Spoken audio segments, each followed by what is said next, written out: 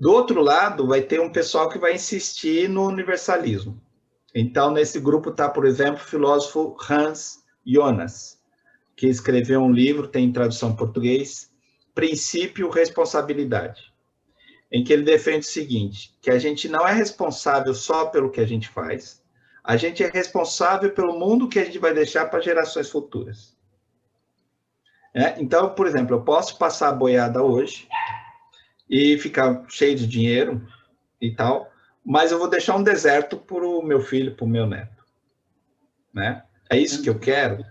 Né? Então, eu não tenho responsabilidade só comigo, eu tenho responsabilidade com quem não nasceu. Então, em nome dessa responsabilidade, o Jonas defende uma ética da responsabilidade, ou seja, você tem que pensar os efeitos da ação lá na frente, e não só o imediato. E o que isso tem a ver com o neoliberalismo? Bom, e aí, só para concluir, teria uma outra corrente, que é que eu trabalho também, que é a ética do discurso, em que ela vai pensar em termos do universal ainda. Ela vai falar que a gente tem que pensar a ética em termos não subjetivos, mas em termos intersubjetivos, porque a gente não vive sozinho, a gente vive em comunidade. Então, não existe essa coisa de você pensar a ação só do ponto de vista do indivíduo, você sempre tem que pensar a sua ação como interação. Toda vez que você age, você interage. Não existe como você agir e não ter consequência. Não, tudo que você faz está interligado. Então, eles vão pensar em termos de uma intersubjetividade, não só de uma subjetividade. Então, é uma mudança dentro do paradigma moderno. Bom, aí, indo agora para a pergunta, né? O que isso tem a ver com o neoliberalismo? O neoliberalismo, ele vai pensar em termos do interesse individual, né? E cada um deve buscar, a sua maneira, ficar rico. Né? Cada um deve buscar o topo. Só que o topo só cabe um lá no topo. Não cabe todos. Né? Então, o neoliberalismo, de certa forma, ele defende o fim do universalismo, da ideia de direitos humanos, por exemplo, que é uma ideia moderna. Eles vão defender que não, que as pessoas são naturalmente diferentes e que uns se dão bem, outros se dão mal, e isso é da natureza. Né? Então, eles têm muito a ver com a crise que a gente está vivendo, porque tudo aquilo que é pauta em termos de que você vai falar o para todos, né? Ou todos e todas, como, por exemplo, saúde universal, educação universal, coisas do gênero, habitação para todo mundo, tudo isso são pautas que eles são contra. E qual que é a diferença entre liberalismo e neoliberalismo? Tem diferença? Tem muito. Muita gente que é neoliberal fala que não tem diferença, que neoliberal é a invenção da esquerda, tal, né? Mas tem uma diferença básica. O que eles têm em comum? Tanto liberais como neoliberais acreditam na mão invisível do mercado, ou seja, que o mercado é capaz de regular a economia. Então, essa ideia começa com Adam Smith, né? E ele fala que cada um buscando um interesse egoísta, particular, realiza o bem coletivo. Por quê? Porque os vícios privados são regulados pela mão invisível do mercado, que cria uma harmonia entre os interesses conflitantes. Né? Essa harmonia, essa ideia de mão invisível, o Adam Smith, ele era teólogo, e ele retira isso da teologia, a ideia de uma providência.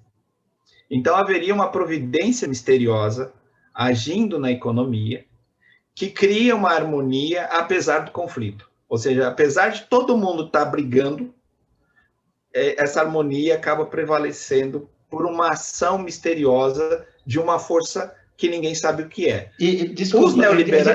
Desculpa, você acha que ele colocou isso aí como o absoluto permeando tudo? É um mistério, um mistério, né? Um mistério econômico.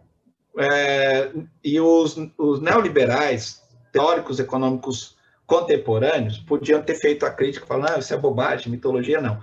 Eles dizem, eles reafirmam, né? Então, teóricos como Milton Friedman, Hayek e tal, eles dizem assim, quem criou o mercado? Ninguém criou o mercado.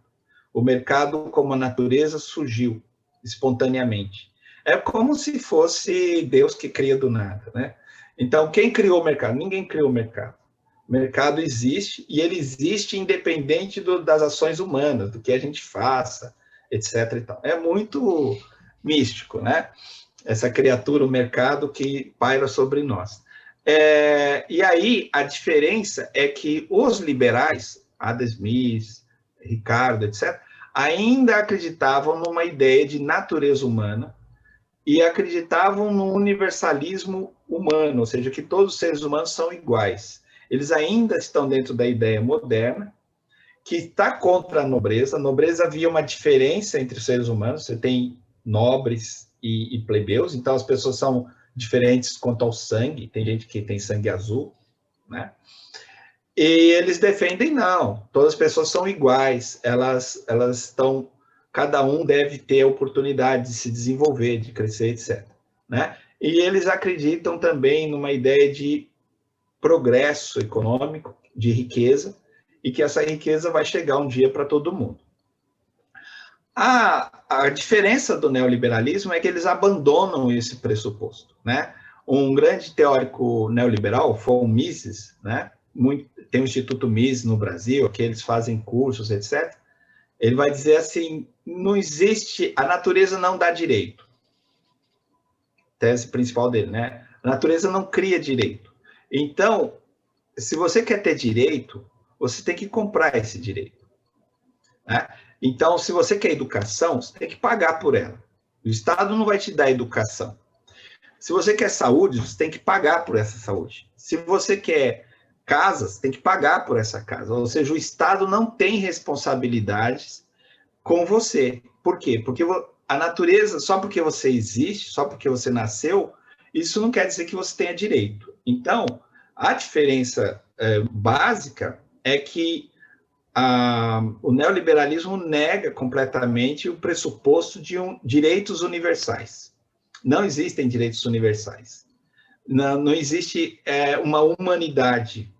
E não existe uma coisa como dignidade humana, como defendia o filósofo Immanuel Kant, né? O Kant dizia que todas as coisas têm preço, mas só o ser humano tem dignidade. Os neoliberais dizem que não. Quem tem dignidade é quem tem dinheiro. Quem não tem dinheiro não tem dignidade, né? Então, a consciência antropológica é diferente. A forma de pensar a sociedade é diferente. Não é para você pensar a sociedade em termos de para todos, ou de você acabar com a fome, ou objetivos mais universais, né? A única coisa que você tem que se preocupar é com a acumulação de capital.